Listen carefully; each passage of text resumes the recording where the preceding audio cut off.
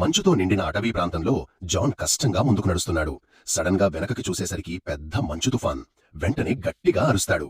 అది విని మాయ పైకి చూసేసరికి మంచు శరవేగంగా దూసుకుని వచ్చేస్తోంది. మాయ ఏమీ చెయ్యలేక అక్కడే షాక్లో ఉండిపోయింది. ఆ మంచు మాయని చుట్టుముట్టి పూర్తిగా కప్పివేసింది. మాయ నిస్సహాయ స్థితిలో హెల్ప్ హెల్ప్ అని మెల్లగా అడుగుతోంది. లక్కీగా జాన్ పక్కన ఉన్న ఒక గుహలోకి వెళ్లిపోవడంతో సేవ్ అయిపోయి మాయ వాయిస్ విని తనని వెతుకుతాడు. మాయ మాత్రం స్పృహ కోల్పోయి మెల్లగా కొన ఊపిరితో హెల్ప్ హెల్ప్ అని అడుగుతోంది. జాన్ ఎట్టకేలకు మాయపైయున్న మంచు మొత్తాన్ని తన చేతులతో తీసేసి పక్కనే ఉన్న గుహలో నేలపైన పడుకోబెడతాడు. మాయకి స్పృహ వచ్చి కళ్ళు తెరుస్తుంది.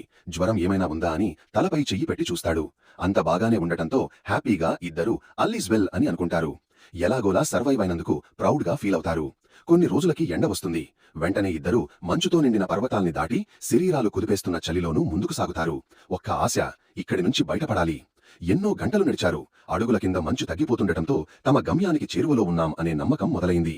చివరికి జాన్ ఒక కొండ చివరికి వెళ్లి అటువైపు జనాలు ఉన్నారు అని ఆనందంతో చెప్పబోతుంటే కాలు స్లిప్ అయ్యి కిందకి జారిపోతాడు. మాయ గట్టిగా జాన్ అని అరచి కిందకి వెళ్లేసరికి జాన్ చెయ్యి విరిగిపోయి చాలా బాధాకరమైన స్థితిలో పడి ఉంటాడు. మాయ తన దగ్గర ఉన్న కొన్ని పెయిన్ కిల్లర్ టాబ్లెట్స్ జాన్ కి వేసి మెల్లగా పైకి తీసుకువస్తుంది.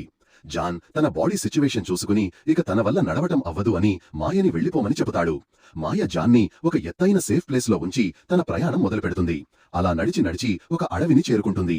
బ్యాడ్ లక్ ఏంటంటే ఎదురుగా ఒక అడవి కుక్క ఆకలిగా మాయకి ఎదురుపడుతుంది. బాగా అలసిపోయిన మాయకి ఏమి చెయ్యాలో అర్థం కాలా ప్రాణాలు కాపాడుకోవటం కోసం వెనక్కి తిరిగి పరుగు పెడుతుంది. అడవి కుక్క తన వెనుక ఫాస్ట్ గా పరుగు తీసింది. మాయ అలా పరుగెత్తుతుండగా కింద ఏదో తగిలి పడిపోతుంది. ఇంకా ఏమీ చెయ్యలేక తన స్వెటర్తో 2 చేతులని కవర్ చేసుకుని అడవి కుక్కని ఎదుర్కోవటానికి చూస్తుంది. కాని కుక్క బలం ముందు నిలవలేక కింద పడిపోయి కుక్క చేతిలో గాయాల పాలవుతుంది. చివరికి ఒక షార్ప్ గ్లాసు దొరకటంతో కుక్కని దానితో గట్టిగా పొడిచి పొడిచి చంపేస్తుంది.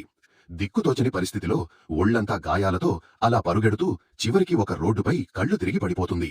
కళ్ళు తెరిచి చూసేసరికి హాస్పిటల్లో ఉంది. తనని రక్షించినవాడు మాత్రం శాశ్వతంగా మంచులో నిద్రపోయాడు.